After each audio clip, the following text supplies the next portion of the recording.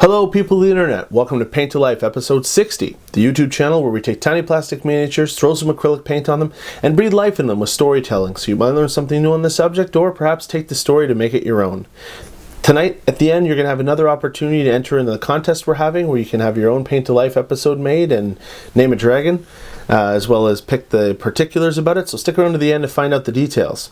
So, I'm GM Atank, let's get painting.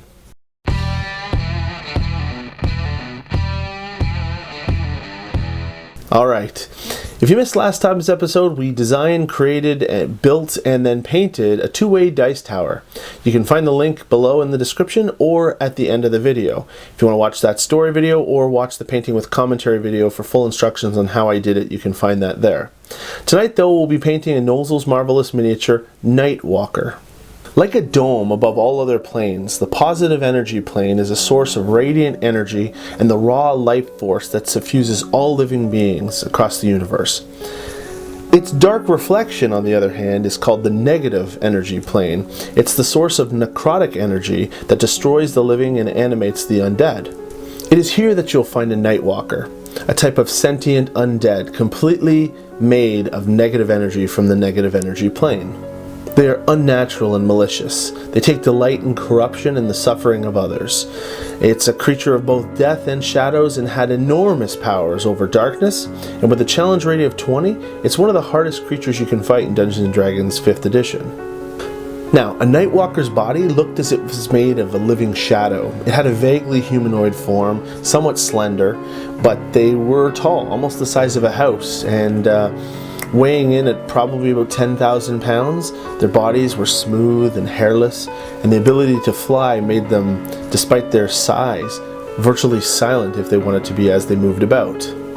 So, with that said, who is our Night Walker in tonight's story? 1,000 years ago, in the sprawling fields just south of the elven realm of Cormanthyr, the family castle Eldar Haladrissel and 150 square miles of an entire elven province were swallowed up by shadow. The sun's light weakened, all living creatures succumbed to an unnatural decay.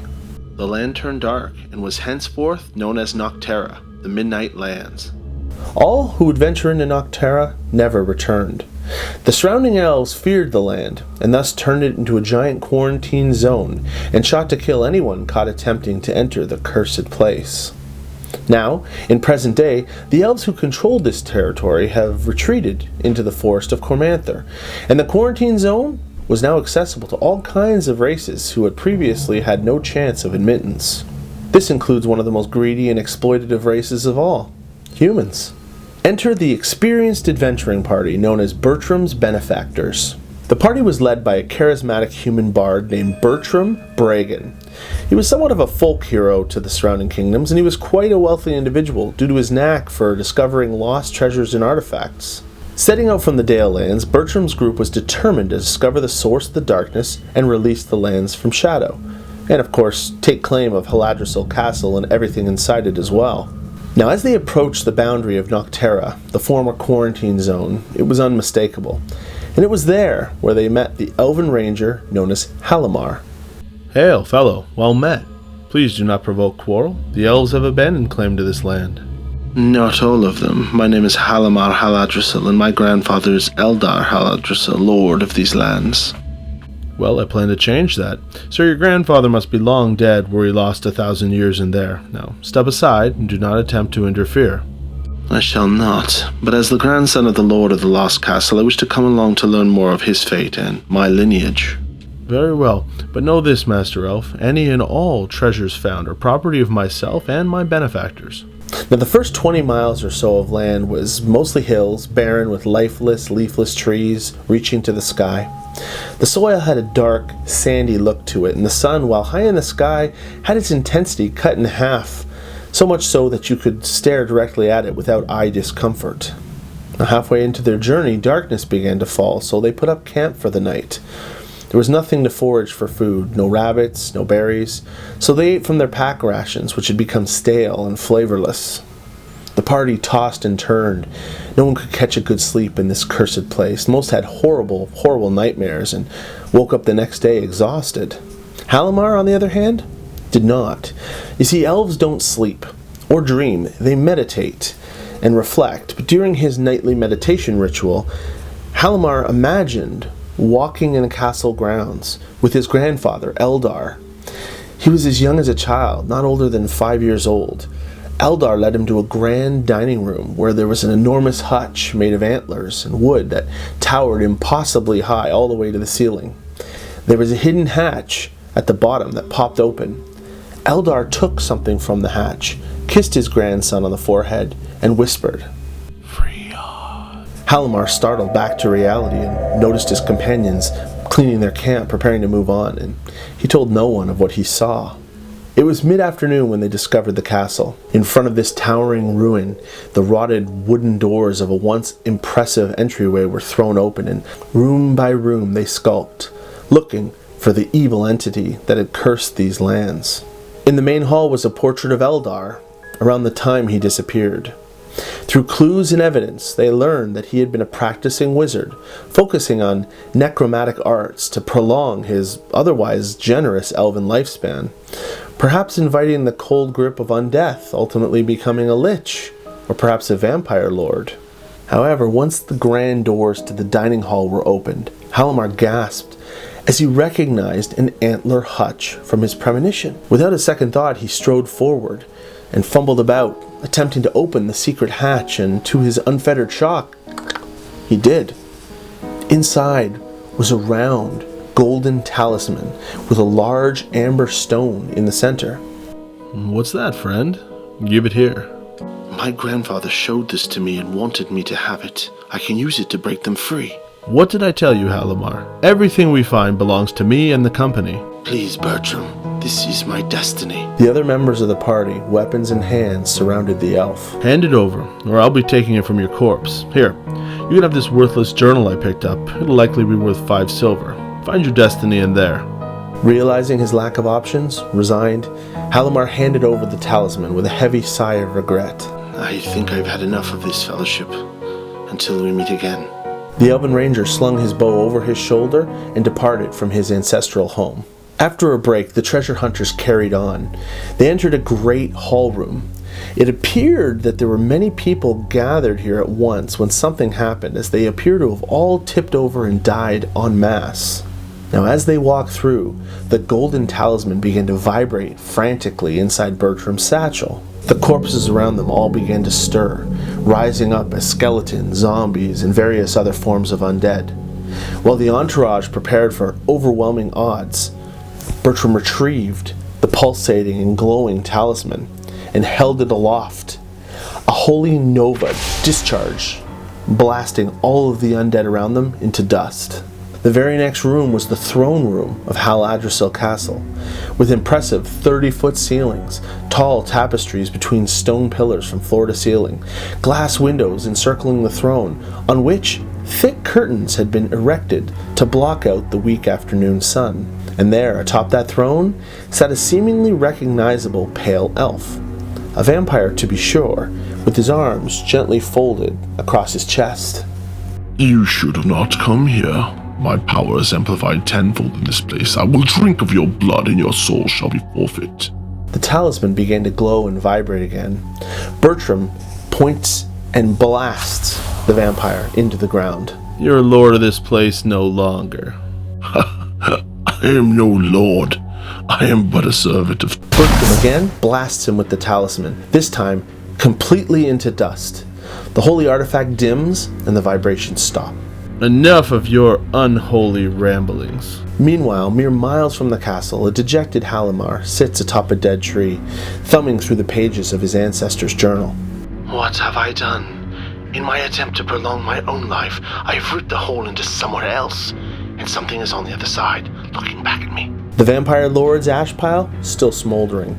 I declare this place cleansed. A whisper trails across the still air, coming from the stairs below, from the dark dungeon behind the throne.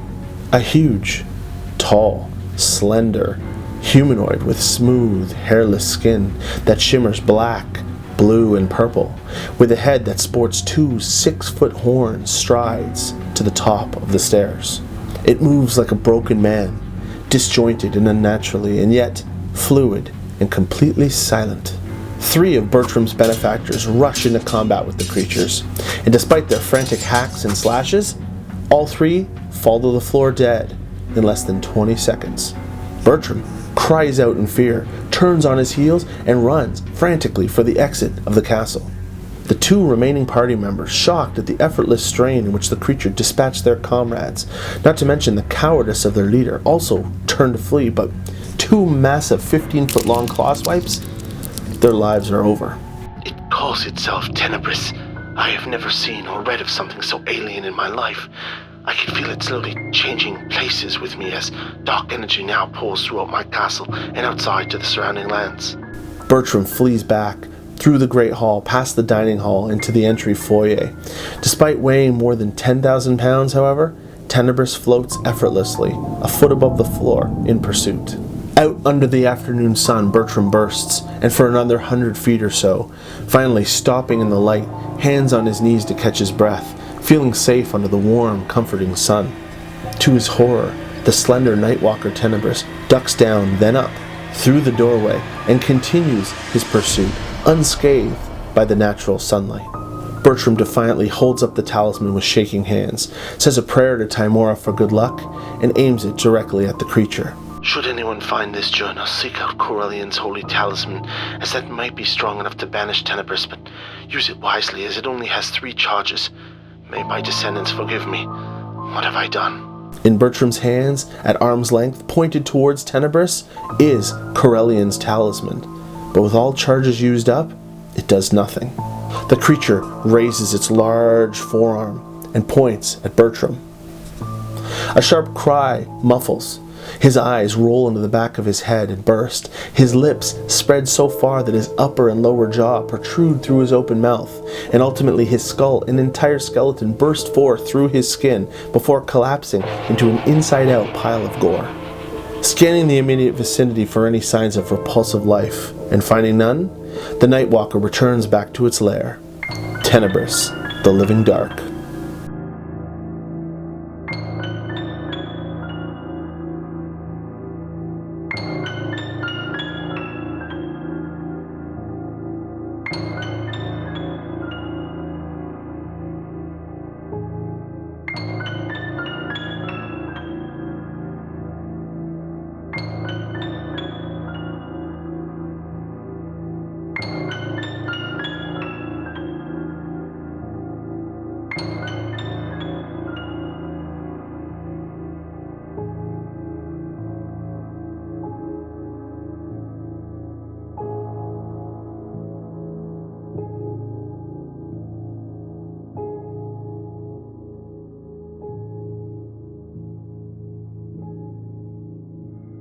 Alright, so what did you think of my story of Tenebris, the living dark?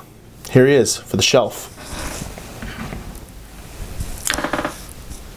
The moral of the story is don't take loot from the group unless your character knows how to properly use it.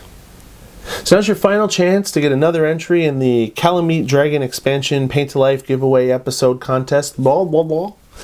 So basically what you need to do is like this video, click down below to share it off either through one of your socials or with one of your friends, and comment below specifically about what mini you might like to see painted in an episode of Paint to Life. That'll get you entered, or another entry if you've already entered once. Basically, I'll do a draw the first episode in September. The winner will get to name this dragon, pick a couple colors, pick like a terrain type, a biome, and a couple of traits, and I will make a Paint to Life episode, and we'll create together a creature and share it with all of the rest of you viewers. Head on down to your friendly local gaming store, pick up some paints and a paintbrush, give miniature painting a try, it could be your next favorite hobby. And of course, like, share, subscribe if you haven't yet, helps the channel grow and I really do appreciate it. For now, that's all I have for you guys tonight. I'm GM Atank. Wash your hands, people.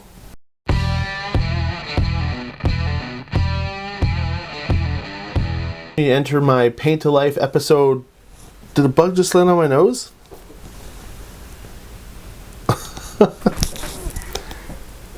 This is crazy.